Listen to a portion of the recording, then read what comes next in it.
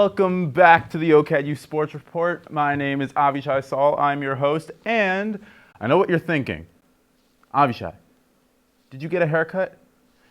And I didn't, but I'll tell you something I did get. I got this whole situation. That's what I got. You may be wondering why. Why is this what I am today? And I'll tell you why. Usually you're accustomed to these lovely suits I wear all the time, whether they're just a blazer over a shirt or a whole three-piece ensemble. But today that's not the case, because one is in the dry cleaning and the other, well, I had my cousin's wedding. I went over, we were having a good time. I had a chicken pot pie and I spilled hot gravy all over myself.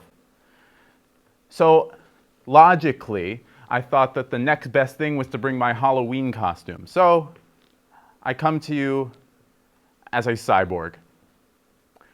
We have a lot to get to in the world of sports this week. Let's get started.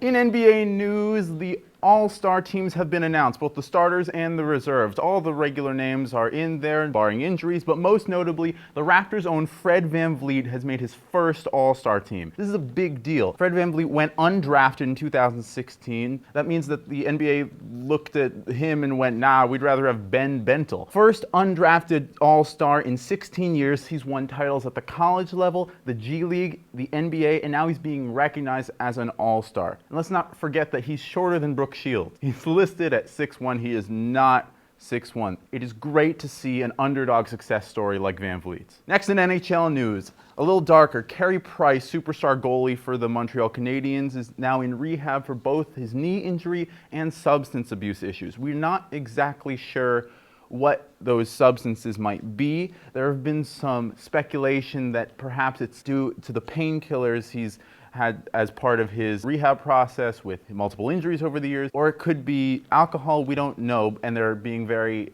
tight-fisted about information, which is understandable. It's a private matter. But it brings me to a point. I want to talk a little bit about drinking culture in hockey. More than any other sport, as I've experienced, the post-game, during game, there's a different sort of looseness when it comes to substances as part of the culture within the sport. Plenty of other sports have party culture or drinking culture like anything else would, but it's often tied to party culture tying into substances. But hockey is unique in the fact that drinking especially, but substances in general, I've found have been a through line within the culture of the sport itself. We call rec leagues in hockey beer league because it's fine to drink beer on the bench. I've played in games when guys are smoking weed on the bench, and that's fine, but when it comes to a top professional entering rehab as a result, you have to start wondering the damaging effect this culture could potentially have, especially on its brightest stars. Now on to some more happy news.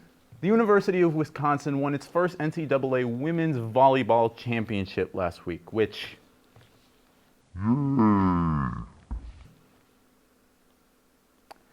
Next, on to soccer. Canada is on its way to the World Cup for the first time in I don't know how long. Maybe ever. I should have researched that. Canada has not lost a game in the final round of the qualifiers. They are currently on a 5-game winning streak, defeating teams like Panama, Costa Rica, Mexico, Honduras, the US, and most recently El Salvador. This is just one more moment in the growing strength and popularity of Canadian soccer. We see the strength of the women's teams as they go on to win international titles, and now on the biggest stage of the World Cup, Canadians are pushing forward. Next in football news, we got Super Bowl fever. I got Super Bowl fever. We all have Super Bowl fever. It's the LA Rams against the Cincinnati Bengals. The Bengals are a surprise. They're getting a lot of underdog buzz. We didn't expect them to get this far, and I gotta say, I'm cheering for them personally. I'm excited for the Super Bowl. I'm excited for the Bengals, but I'm almost more excited for the halftime show. Let me tell you about this roster of artists we got working on. Eminem, Kendrick Lamar, Dr. Dre, Snoop Dogg, and Mary J. Blige. I don't know how they're going to get through the show without swearing, but I'm excited to watch and find out. Next, we got one more major announcement in the world of football, and that is the announcement of Tom Brady retiring from the NFL. This is, there's no hyperbole, a momentous moment in the history of the sport. He is unquestionably the greatest quarterback in the history of football, unquestionably the greatest player in the history of football. You can go further than that and wonder if he's the greatest player in the history of professional team sports. That puts him in conversation with people like Michael Jordan, Pele, Babe Ruth. But let me tell you a little about just the resume of Tom Brady. We've all heard he's the greatest, Captain America, he's Darth Vader, he's the superstar, undefeated, just villain of the league. But just quickly to recap, he currently holds records for all-time passing yards, passing touchdowns, and passes completed, both in the regular season and the playoffs. He has 7 Super Bowl rings on 10 Super Bowl appearances. I think we sometimes lose sight of how crazy, not just that level of excellence is, but also the consistency that over a 20-plus year career, Tom Brady has made the Super Bowl 10 times. That means he's more likely to make the Super Bowl than Russell Westbrook is to make a shot. We see the highlights, we see the stats, we remember as the rest of the league watching the juggernaut that was the Tom Brady-led Patriots as they routinely defeated opponent after opponent. But at 44, he's calling it quits. I'm too young to remember when Michael Jordan retired for the third time, for the last time from the NBA. I remember when Kobe Bryant retired, but even in comparison to such great athletes as Kobe, Tom Brady stands alone as the greatest athlete I've been able to witness in my lifetime. It's crazy also because I'm a Pats fan. I'm a Patriots fan, not a bandwagon. I'm not a bandwagon. I know there's some bandwagon Patriots fans out there, and to them I say, my mom is from Boston. Her family's from Boston. My dad's from the Connecticut area outside New York. And I am a Patriots fan by birth.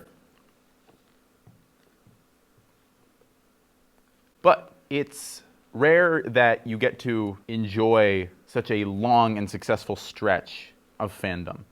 And it's because of Tom Brady. I don't know that we'll ever see another football player as great again, which sucks. You know, you look forward as a fan in a sport and it's all about what's next. The next great star, the next great title, the next great game. But this might be as good as it gets, and it's over. And so now we just got these memories of his greatness, and it'll be a little less interesting for the next few years. And finally, we'll wrap up with this week's Athlete of the Week. This week's Athlete of the Week is me. That's right, I'm the Athlete of the Week. I'll tell you why. Recently, Ontario reopened indoor arenas, indoor gyms, indoor courts, and I've been taking full advantage. I've spent pretty much every day this week working out, playing basketball, playing hockey, and I am in terrible pain. I have achy muscles in my back because my friend decided, let's work out our back today. And I thought, sure, why not? But now it's like this thing, like whatever this is, that hurts. I played pickup basketball at the Hoop Dome, and this guy, I got headbutted in the face. I got that thing working on the bottom of my lip. I played my first game of organized hockey. It was still a drop-in pickup game, but it was inside. It was my first time playing inside, and I smashed into the boards. The thing, I stubbed my toe, and my wife left me, and I lost my job at the shoe manufacturing plant, and I told myself I wouldn't cry this episode. So this has been the OCAD Sports Report. My name is Avishai Saul, and I will see you all next week.